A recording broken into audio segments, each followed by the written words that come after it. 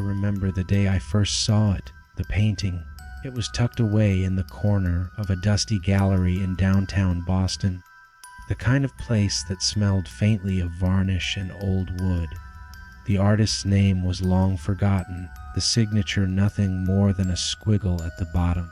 But there was something about the portrait that pulled me in. A woman pale, with eyes so dark and deep they seemed almost alive, staring straight at me even though I was a foot away. I didn't think much of it at first. I was an art collector, used to eccentric pieces and odd expressions. But the minute I hung it in my apartment, in the quiet of my living room, I started noticing things. At first, it was subtle, a tilt of the head, a shadow across her cheek that hadn't been there when I bought it. I chalked it up to bad lighting, my imagination playing tricks after a long day. Then came the feeling, like eyes on me when no one was there. I'd glance away from my computer and her gaze would follow sharp, deliberate, almost accusatory.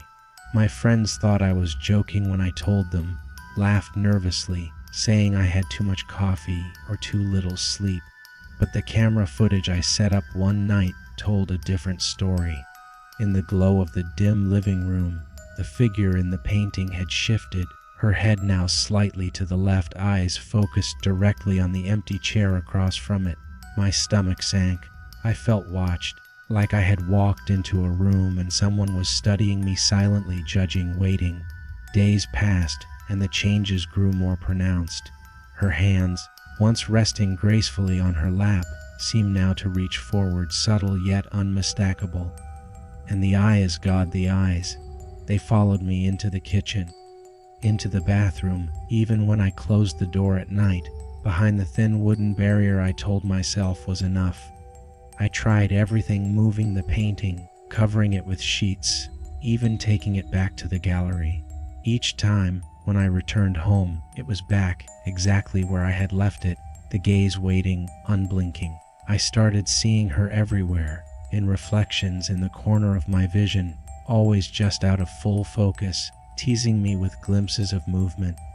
I couldn't sleep. Shadows grew longer. The apartment felt smaller, as if the walls themselves were leaning in. My friends stopped calling. I stopped answering. The fear wasn't loud.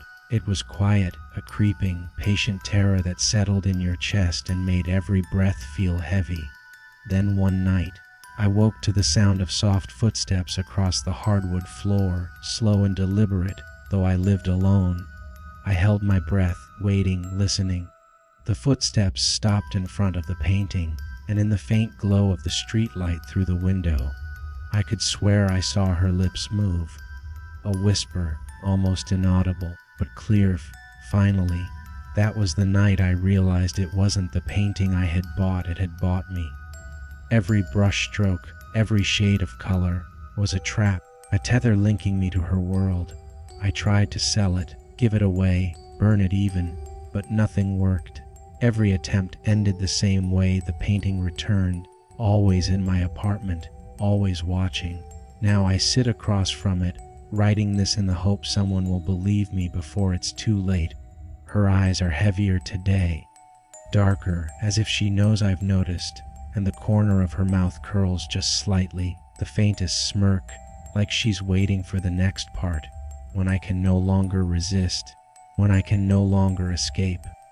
The room feels colder, the air thick with her presence, and I realize with a sinking heart that perhaps she's always been here, not in the frame, not in the canvas, but inside the room with me inside me.